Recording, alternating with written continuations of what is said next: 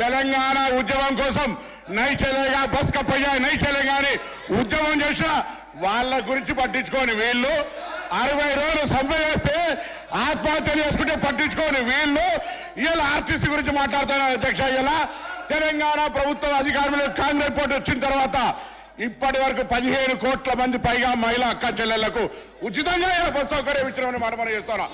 535 కోట్ల రూపాయల విలువ కలిగేటువంటి బస్ ఫేర్స్ ను ప్రభుత్వం భరించింది అధ్యక్ష. ఇలా వీళ్ళు మాట్లాడుతున్నారు. పెద్దలు గౌరవ మాజీ మంత్రి హరీష్ రావు గారు అనాలోచిత డిమాండ్ 15,000 ఆటోకి ఇవ్వాలంట నెలకు. మీరేమిచ్చారు? 1000 రూపాయలని ఇచ్చిందా? ఒకవైపు ఆటో పన్ను రద్దు చేస్తున్నామని ఛానళ్ళ పేరు మీద 1000 రూపాయలు వీపుడు ఒకటి ఆటో కార్మికుల దగ్గర పోయి మాట్లాడదాం. సభను తప్పుదో పట్టించే విధంగా 21 మంది ఆత్మహత్య చేసుకున్నారని చెప్తా ఉన్నారు. ఇలా అవన్నీ కూడా మీరు అనవసరంగా ప్రేరేపించి వాళ్ళని మన దగ్గర ఎక్కడ కూడా ఇలా సార్ మేము ఆటో బస్సు ప్యాసింజర్ ఇంటికి పోతే ఆటో బస్సు బస్ స్టాండ్కు ఆటో వాళ్ళను బస్ స్టాండ్కి తీసుకొచ్చే బాధ్యత ప్రజలను ఆటోనే బస్ స్టాండ్కి తీసుకొస్తా ఉన్నది. బస్సు ప్యాసింజర్ ఇంటికి పోతలేదు. మారిపోయింది ఎక్కడ అధ్యక్ష? మేము మహిళలకు మీకు నిజంగా ధైర్యం ఉంటే మీ ప్రభుత్వంలో ఉన్నటువంటి వాళ్ళు చేయలే. మేము ఇలా తెలంగాణ అక్క చెల్లెలకు వద్దా చెప్పండి. మీరు వ్యతిరేకిస్తున్నారో చెప్పండి. స్పష్టంగా చెప్పకుండా దొంగ తిరుగుడు ఎవరేమో ఇలా దయ్యాలు వేదాలు వాళ్ళు ఇచ్చినట్టు పెద్ద పెద్ద దొరలు ఆటోలో వస్తా ఉన్నారు. ఎన్నడూ బెంజి కార్లు దిగిన వాళ్ళు ఆటోలో వస్తున్నారు. ఆటో కార్మికులను అవమానపరుస్తా ఉన్నారు. ఆటో కార్మికులు కూడా తెలంగాణ బిడ్డలు తెలంగాణ కోసం ఉద్యమించారు. అహంకార ఫ్యూడల్స్ ఆటోలు వస్తా ఉన్నారు. ఏం ఫ్యూడలిజం ఇదే? ఆటో జీవనోపాధిగా నడుపుకుంటే ఈ ఫ్యూడల్స్ ఆటోలో వచ్చి ఆటో కార్మికులు అవమానపరుస్తారా? ఈ ఫ్యూడల్స్ ఆటో కార్మికులు అవమానపరుస్తారు అధ్యక్ష. ఇది మంచిది కాదు. దయచేసి చెప్తా ఉన్నా. ఇలా తాపక గారు కూడా ఆర్టీసీకి సంబంధించి ప్రక్షాళన చేస్తాం అధ్యక్ష. తమ బంధువుడు అని చెప్పుకొని ఎగ్జిక్యూటివ్ రిటైర్డ్ డైరెక్టర్లు 4 సంవత్సరాలు ఎండి పెట్టి అధ్యక్ష. ఎగ్జిక్యూటివ్ డైరెక్టర్ రిటైర్మెంట్ అయినే 4 సంవత్సరాలు ఎండి. ఆటో 60 రోజులు సమ్మె చేస్తే పట్టించుకునే వాళ్ళు వీళ్ళు మా గురించి మాట్లాడేది. కొత్త బస్సులు కొంటున్నాం. ఆటో కార్మికులు రిక్షా వాళ్ళ ఇలా ఆర్టీసీ కార్మికుల సంక్షేమం మా బాధ్యత. ఆర్టీసీ కార్మికులకు 2013లో ఉన్న బాండ్స్ ఇలా మా ప్రభుత్వం ఆలోచన చేస్తుంది అధ్యక్ష. అందుకే దయచేసి సభను తప్పుదో పట్టించే విధంగా ఆటో కార్మికులు రెచ్చగొట్టే విధంగా మాట్లాడే మాటలు ఆలోచించని గౌరవ సభాపతి దృష్టి కోరుతా ఉన్నాను.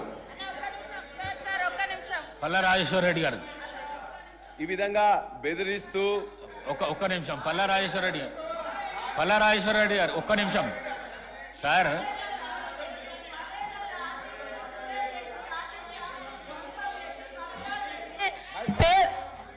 పదేళ్ల టీఆర్ఎస్ ప్రభుత్వంలో ఆర్టీసీ ఆస్తులను ధ్వంసం చేసి కుదేలు చేసి కబ్జాలు చేసి ఆర్టీసీ ఉద్యోగులు ఆత్మహత్య కారణమైన వీళ్ళు ఇవాళ ఆర్టీసీ గురించి మాట్లాడుతున్నారు. అదే కాకుండా పేదవాళ్ళు ఎక్కేది ఆర్టీసీ బస్సులు. అలాంటి బస్సుల రేట్లు పెంచి ఇవాళ ఆడవాళ్ళు బస్సులలో వస్తే తట్టుకోలేకపోతున్నారు. నేను ఒకటే సూటిగా అడుగుతున్నా, ఆర్టీసీ ఫ్రీ బస్ పెట్టొద్దా?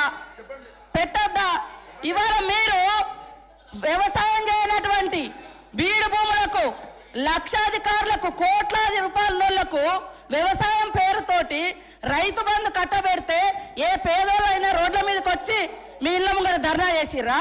ఈ రోజు ఆటోలను ముందు పెట్టి మీ అధికారం రావాలని ఎప్పుడు మీరు సెంటిమెంట్లను వాడుకొని ఒకరిని ముందు పెడతారు, ఆ తర్వాత మీరు వెనక నుంచి వస్తారు. ఇది మీ నైజం. గతంలో కూడా అగ్గిపుల్లలు దొరకక డ్రామాలు చేస్తే పాపం వేరే పిల్లలు ఆత్మహత్య చేసుకున్నారు. అంటే చేయకూడదు అంటారు. మరి మీరు లక్షల రూపాయలు కోట్ల రూపాయలు ప్రజల మీద అందరి మీద పన్నులేసి ఆ వచ్చిన ధనము రైతు బంధుల పేరుతోటి ఏ పేద మహిళకు ఏ పేదోళ్లకు రూపాయి దక్కలేదు. కానీ మీరు మాత్రము లక్షలు ఎత్తుకున్నప్పుడు ఏ పేదోళ్ళన్న రోడ్ల మీదకి వచ్చి మాకెందుకు ఇవ్వలేదని అడిగించేటట్టుగా మేమన్నా రెచ్చగొట్టినామా? ఇవాళ అక్క చెల్లెళ్ళు అడుగుతున్నారు, నెలకు 5-6 వేలు మాకు మిగులుతున్నాయి ఆర్టీసీ బస్ తోటి. అంటే వీళ్ళు ఎందుకు తట్టుకోలేకపోతున్నారో నేను అడుగుతున్నా. మరి ఎక్కడ ఏం దొరకనట్టుగా అదే మాట్లాడుతున్నారు. మొత్తం వీళ్ళు అన్ని తీసేయండి. కాబట్టి ఆర్టీసీ బస్సులలో మహిళలు ప్రయాణం చేస్తే మీకేం ప్రాబ్లం అని చెప్పండి. పల్లా రాజేశ్వర రెడ్డి గారు ఏం అధ్యక్ష ఇది?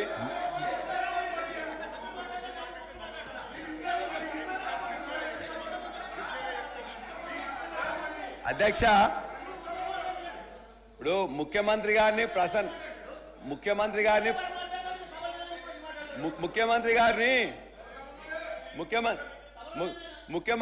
ప్రసన్నం చేసుకోవడానికి మంత్రులు తాపత్రయపడుతున్నారు. పర్వాలేదు, చాలా పని మంచిగా చేయండి, పర్వాలేదు. అదే కదా మేము అడిగేది ఏంటంటే మేము చెప్పినాం పల్లారాజేశ్వరరెడ్డి గారు. అధ్యక్ష, నేను ఒక్కరిని మాట్లాడుతుంటే 5 నిమిషాలు కూడా మీరు సమయం ముందే వాళ్ళందరూ మాట్లాడుతున్నారు. అధ్యక్ష, మంత్రులకు అవకాశం మీదే ఉందా ఉంది లేదా? అధ్యక్ష, ఒకటే హరీష్ రావు గారు, మీరు కూడా గత సీనియర్ సభ్యులు. మేమేం మాట్లాడాలి అధ్యక్ష? అధ్యక్ష ఒక్క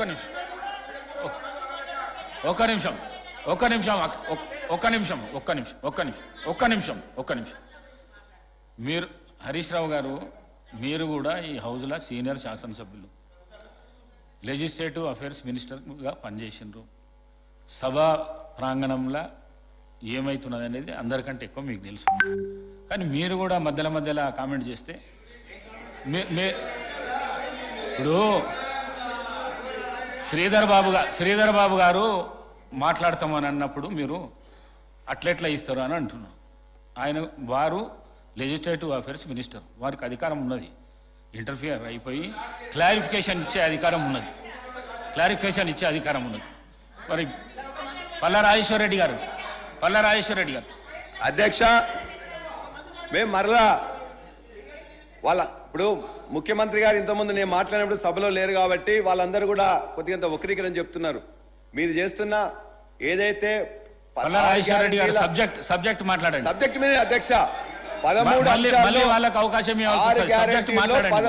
6 గ్యారంటీల్లో 13 అంశాల్లో ఉన్న మహిళల బస్సు పథకం ఏదైతుందో దాన్ని మేము ఆహ్వానిస్తున్నాం. దానికి కావాల్సిన బస్సులు పెంచాలని చేస్తున్నాం. వాళ్ళందరూ కూడా మంచిగా బ్రహ్మాండంగా ఈజీగా పోయేటట్టు చూడాలని చూస్తున్నాం. ఏదైతే ఆర్టీసీ గవర్నమెంట్ ఉద్యోగులుగా మేము చెప్పినామో వాళ్ళందరికీ కూడా వెంటనే వాళ్ళకు ఉద్యోగాలు కూడా గవర్నమెంట్ ఉద్యోగస్తులుగా గుర్తించాలని చెప్పి కూడా కోరుతున్నాం.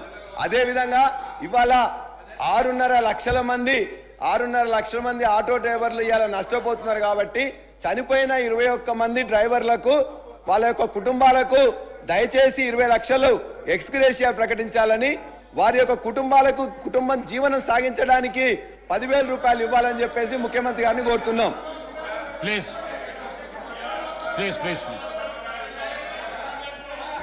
అదేవిధంగా అధ్యక్ష, ఇవాళ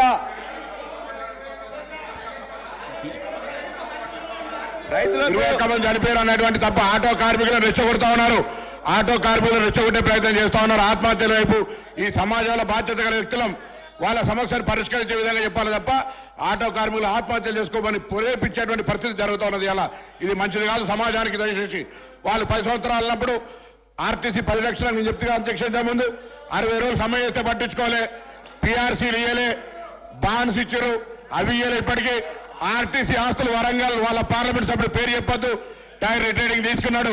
కరీంనగర్లో మాజీ పార్లమెంట్ సభ్యుడు ఒక మల్టీప్లెక్స్ కాంప్లెక్స్ కట్టుకున్నాడు.